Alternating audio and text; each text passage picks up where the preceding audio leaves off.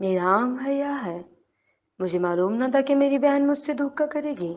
جب میرے شوہر نے بتایا کہ وہ عمر سلطان سے شادی کر رہی ہے تو میرے پیروں تلے زمین نکل گئی، کیونکہ میں کئی سالوں سے وہ میری محبت میں تھا۔ تیرے نام دل رکھ دیا کہ سنبھلنو۔ رات آہستہ آہستہ بیتی صبح کی جامع روشنی میں داخل ہو رہی تھی، جب دور کہیں مسجد میں مؤذن کی آواز سنائی دی تو اس کی آنکھ کھل گئی۔ اس نے پاس پڑا دوپٹہ اٹھا کر سر پر ڈالا اور اذان ختم ہونے کا انتظار کرنے لگی۔ اذان ختم ہوئی تو وہ بیڈ سے اٹھی اور جوتے پہن کر اپنے کمرے سے نکلی۔ جب پہلی نظر مدھم سی روشنی میں تخت پر لیٹے وجود پر پڑی، وہ آہستہ سے اس کے پاس آئی تو دیکھا کہ وہ بازو آنکھوں پر رکھے لیٹا تھا اور پاؤں کا انگوٹھا ہل رہا تھا کہ وہ جاگ رہا تھا۔ آپ یہاں کیوں سو رہے ہو؟ اس نے دھیرے سے حاسم کو ہلایا تو اس نے بازو آنکھوں سے ہٹائے اور پھر اٹھ کر بیٹھ گیا۔ عمر سلطان کی شادی ہے۔ اس نے اپنی کن پٹی سہلائی اور دیا کو جھٹکا لگا۔ یہ کیسے ہو سکتا ہے؟ اس کی حیرت کم نہیں ہو رہی تھی۔ یہ مت پوچھو کیسے ہو سکتا ہے، یہ پوچھو کس سے کر رہا ہے۔ کس سے کر رہا ہے؟ کشمالہ جہانگیر سے۔ یہ نام ایسا تھا کہ جو سن کر اسے ایک اور جھٹکا لگا تھا کہ ایک وہ تھا جو اس کے لیے سارے زمانے سے لٹ گیا تھا، اور ایک وہ تھی جو چند ماہ پہلے یہاں آ کر شائستہ بیگم کو سانپ سکھا گئی تھی۔ تو اب وہ دونوں حیا کو تکلیف دینے کے در پر کیوں تھے؟ حیا رو رہی ہے۔ اسے حیا کی فکر ستانے لگی تھی۔ وہ تڑپ رہی ہے اور بہت تڑپ رہی ہے۔ وہ دکھ بیان کرنے سے قاصر تھا۔ کچھ وقت یوں ہی سرکا اور پھر حیا کے کمرے کا دروازہ کھولا۔ دونوں نے بے وقت اس کی طرف دیکھا۔ حاسم اٹھ کر باہر نکل گیا، جبکہ حیا روٹی کے پاس بیٹھی ہاتھوں کو دھوئے جا رہی تھی۔ شاید وہ وضو کرنے آئی تھی اور اب بھول چکی تھی کہ کیا کرنا ہے اسے۔ دیا نے دکھ سے اسے دیکھا اور اس کے پاس آئی۔ کب ہے عمر سلطان اور کشمالہ جہانگیر کی شادی؟ اس نے پوچھا۔ کل ولیمہ ہے۔ ولیمے پر بلایا ہے مجھے اس نے، وہ ہاتھوں کو رگڑتی ہوئی بولی۔ آپ جائیں گی؟ اس نے پوچھا۔ نہیں، آپ جائیں گی حیا، اور آپ کو جانا ہی ہوگا حیا۔ وہ دونوں آپ کو تکلیف دینا چاہ رہے ہیں اور آپ تکلیف میں ہیں حیا۔ آپ جائیں گی، آپ حاسم کے ساتھ جائیں گی، پورے وقار کے ساتھ اپنے شوہر کا ہاتھ تھام کر جائیں گی اور مسکرا کر بتائے گی کشمالہ جہانگیر کو کہ وہ جس پر اتار رہی ہے وہ اترن ہے آپ کا، اور جو آپ کے ساتھ ہے وہ ازل سے آپ کا ہے، دنیا کو بلا کر صرف آپ کا ہے حیا۔ دیا نے ٹوٹی بند کر کے اس کے دونوں ہاتھ اپنے ہاتھوں کی گرفت میں لیے تھے۔ تم خود کو کیوں تکلیف دیتی ہو؟ حیا کو اس کی پر حیرت ہوئی، جو ایک سوکن ہو کر اس سے حاسم کے قریب کرنے کی بات کرتی تھی اور خود دور ہو جاتی تھی۔ میں محبت میں محبوب سے جڑے ہر رشتے اور شے سے محبت کرتی ہوں۔ وہ مسکرائی تھی۔ بڑی ظرف والی ہو تم، جو مجھ سے فقط اس لیے محبت کرتی ہو کہ حاسم مجھ سے محبت کرتا ہے، اور میں کتنی کم ظرف ہوں کہ کل رات سے کئی بار میں نے کشمالہ جہانگیر سے نفرت کی ہے۔ صبح کا جامنی اندھیرا چھٹ کر اب سرمئی روشنی میں بدلنے لگا تھا اور وہ دونوں صحن میں جائے نماز ڈالے نماز پڑھنے میں مہو تھی۔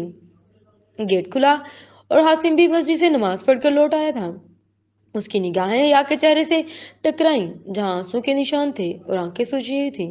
اس نے چاہا کہ وہ دنیا کو نیست و نابود کر کے رکھ دے۔ حیا نے سلام پھیر کر اس کی طرف ایک نگاہ ڈالی اور پھر ہاتھ دعا کے لیے اٹھا دیے۔ آنکھیں نم ہونے لگی تھی۔ برابر میں رکوع کرتے حیا کی آنکھیں بھی بہنے کو بےتاب تھیں۔ حاسم جائے نماز پر حیا کے سامنے ہو کر بیٹھ گیا اور جب تک اسے دیکھے گا دیا نے سلام پھیرا تو اس نے منظر اس کی آنکھوں میں کانٹے چبھوئے تھے کہ یہ کتنا مکمل منظر تھا۔ دعا کرنے کے بعد وہ جائے نماز طے کر کے کچن کی طرف جا چکی تھی، جبکہ حیا بند آنکھوں سے ابھی تک دعا مانگنے میں مشغول تھے اور حاسم اسے دیکھنے میں۔ حیا نے دعا ختم کر کے ہاتھوں کو چہرے پر پھیرا اور کھڑی ہو گئی۔ حاسم نے جائے نماز اٹھا کر طے کی اور تختے اوپر بنے رکوع میں رکھ کر اس کا بازو تھام اور کمرے میں لے گیا۔ اسے صوفے پر بٹھا کر خود بھی برابر میں بیٹھا اور اس کے دونوں ہاتھ تھام کر اس کا رخ اپنی طرف کیا۔ کیا فیصلہ کیا تم نے؟ دیا کہتی ہے مجھے جانا چاہیے اور اتنا مضبوط ہو کر جانا چاہیے کہ وہ دونوں ایک عرصہ فیصلے نکل نہ پائیں۔ اس نے بتایا۔ تم کیا چاہتی ہو میں ان کو کیا جھٹکا دوں؟ حاسم میں تو خود ایسے فیض میں ہوں جس سے ایک عرصہ نکل پانا ناممکن ہے، اور ویسے بھی سوچا جائے تو ٹھیک کیا ہے عمر نے، وہ زندگی ایک میری خاطر کیوں برباد کرتا؟ اس کی آواز رند گئی تھی۔ تو طے رہا کل ہم جائیں اور ضرور جائیں گے۔ حاسم نے اس کا گال تھپتپایا تو وہ مسکرا دی اور پھر مسکراتے مسکراتے رو دی تھی، اور پھر حاسم کو سینے پر سر رکھ کر وہ کتنی ہی دیر بس آخری بار ناکام محبت کا شوق مناتی رہی تھی۔ شائستہ بیگم کو دیا نے سعدی خانم کے گھر بھیجنے کے بعد حیا کو اپنے کمرے میں لایا اور اپنی برات کے کپڑوں میں سے ایک خوبصورت جوڑا نکالا۔ وہ جوڑا ہلکے سرخ رنگ کا تھا، گھٹنوں سے ذرا اوپر تک آتی تھی، فراق اور ساتھ سرخ ٹراؤزر تھا، کپڑوں کے اوپر خوبصورت کام ہوا تھا۔ حیا نے ان گزرے ماہ اور سال میں سرخ پہنا چھوڑ دیا تھا تو اسے اپنے آپ پر سرخ رنگ بڑا عجیب لگ رہا تھا، لیکن دیا نے اسے پھر بھی سرخ پہنایا کہ وہ سرخ میں بڑی پیاری لگتی تھی۔ سلیقے سے دیا نے اس کے بال بنائے اور اپنی جویلری پہنائی، ہاتھوں میں چوڑیاں ڈالی، اور جب تیار کر کے اسے آئینے کے سامنے کھڑا کیا تو حیا خود کو دیکھ کر جھٹکا کھا گئی تھی کہ وہ جو آئینے میں تھی وہ حیا تو نہیں تھی۔ یہ آپ ہی ہو حیا جو وقت گرد میں اٹک گئی تھی؟ دیا نے اس کی حیرت نوٹ کر لی تھی اور وہ ابھی تک اپنا ایک ایک نقش چھو کر خود کو دیکھ رہی تھی۔ باہر سے حسن کی آواز آئی تو دیا فوراً سے باہر آئی۔ ڈریس شرٹ اور جیکٹ پہنے والوں کو سلیقے سے جمائے وہ بھی جانے کے لیے تیار تھا۔ اسے نکالو، اب دیا لیٹ ہو رہا ہے ہم کو۔ حاسم نے گھڑی کی طرف دیکھا جو دن کے 3 بجا رہی تھی۔ حاسم اپنے کسی دوست سے گاڑی لے کر آیا تھا شہر جانے کے لیے۔ دیا نے اس بات میں سر ہلایا اور حیا کو لے کر آئی۔ حاسم کی نگاہ تو پلٹنا ہی بھول گئی تھی۔ کتنے سالوں بعد اس نے حیا کو 2 رنگوں سے ہٹ کر دیکھا تھا اور وہ اتنی اچھی لگ رہی تھی کہ وہ مبہوت ہو کر رہ گیا۔ اس کے بال جوڑے میں بندھے ہوئے تھے اور اطراف سے لٹیں نکلی ہوئی تھی اور دوپٹہ بازوؤں پر ڈالا ہوا تھا۔ وہ آہستہ آہستہ چلتا ہوا اس کے پاس آیا تھا۔ حیا کو اس کی نگاہوں سے الجھن ہونے لگی تھی۔ یہ لڑکی کون ہے دیا؟ اس کی لٹ کو سنوارتا وہ شرار سے بولا۔ آپ کی حیا ہی ہے، یہ یقین کر لیں اور لے کر جائیں، اب آپ کو دیر نہیں ہو رہی۔ دیا نے حیا کا ہاتھ اس کے ہاتھ میں رکھا تو وہ مسکراتا ہوا اس کے ہاتھ پکڑے دروازے کی طرف بڑھ گیا۔ سنیں، جب حال میں داخل ہو تو حاسم کے بازو کو یوں پکڑ لیجیے گا۔ دیا نے حیا کا بازو حاسم کے بازو میں ڈالا تھا۔ حاسم نے مسکرا کر دیا کی ناک دبائی اور باہر نکل گیا، اور وہ پیچھے کھڑی اپنی آنسو پوچھتے مسکرا دی کہ اس نے محبت سے قربانی دینا سیکھا ہے، اور قربانی دینے والے ہمیشہ خالی ہاتھ ہی رہ جاتے ہیں۔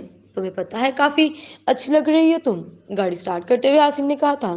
مجھے پتا ہے مجھ سے بد صورت کوئی نہیں ہے، اور اس کا دکھ گہرے تھے، فقط مضبوط باتوں سے وہ مضبوط نہیں ہو سکتی تھی۔ حاسم نے جھٹکا اور اپنی زبان کو بند ہی رکھا اور گاڑی شاکلہ کی راستوں پر بھگانے لگے۔ تقریباً 1.5 گھنٹے بعد ان کی گاڑی وسیع و عرض میرج ہال کے پاس رکی۔ حاسم نے گاڑی پارک کر کے اس کی طرف کا دروازہ کھولا، اس کی طرف ہاتھ بڑھایا، جسے نظر انداز کرتی وہ خود ہی اتر گئی تھی۔ اس نے اپنی بڑی ہوئی ہتھیلی بند کر دی۔ پارکنگ میں گاڑیوں کا کافی جم تھا اور مہمان آ رہے تھے۔ حیا کی آنکھیں نم ہونے لگی تھی تو اس نے خود کو کمپوز کیا، اور پھر جب وہ پلٹی تو اس کی آنکھوں میں کچھ بھی نہیں تھا اور چہرے پر بڑی دلکش مسکراہٹ تھی۔ حاسم نے اس کو داد دیتی نظروں سے دیکھا۔ حیا نے آگے بڑھ کر حاسم کا بازو تھاما تھا اور پھر دونوں ایک دوسرے کے ہم قدم انٹرنس کی طرف بڑھنے لگیں۔ دونوں اندر داخل ہوئے تو آنکھیں روشنیوں سے چندھا گئی تھیں، ہر طرف رنگ بکھرے ہوئے تھے، کہکوں اور مسکراہٹ کا تو دور تھا، اور مسکراہٹ کے بیچ پھولوں سے ڈھکے اسٹیج پر وہ دونوں بیٹھے تھے۔ عمر سلطان اور کشمالہ جہانگیر نہیں، بلکہ عمر سلطان اور کشمالہ۔ عمر سلطان پاس سجی دجی سی کھڑی اپنی بہن کی کسی بات پر مسکرا کر سر ارباس میں ہلا رہا تھا کہ نظر سامنے سے آتے ان دونوں پر پڑی تو وہ ساکت ہو گیا۔ حیا نے کمال مہارت سے مسکراہٹ کو ہونٹوں سے چھپا دیا۔ کشمالہ نے حیا کو دیکھا تو ایک پل کو گڑبڑائی، دوسرے پل آنکھوں میں کچھ عجیب سا تاثر ابھرا، اور تیسرے پل وہ اپنی جیت پر شادمانی سے مسکراتی ہوئی نظر آئی۔ عمر سلطان کی بہن ٹینا سلطان نے اسے دیکھا تو نفرت سے نگاہیں موڑ لیں، اور وہ سب نگاہوں کو نظر انداز کرتی حاسم کے بازو پر گرفت مضبوط رکھے اس کے ہم قدم آگے بڑھی۔ حاسم نے ہاتھوں میں پکڑا پھولوں کا گلدستہ ان دونوں کی طرف بڑھایا، جسے کشمالہ نے مسکراتے ہوئے تھام لیا۔ جب عمر سلطان بنا پل کے چپکا اسے دیکھنے جا رہا تھا، تم دونوں مبارک باد کے حقدار ہو، بنتا ہے تم دونوں کو جی کھول کر مبارک باد دی جائے، آخر کو سرپرائز دیا ہے اتنا بڑا۔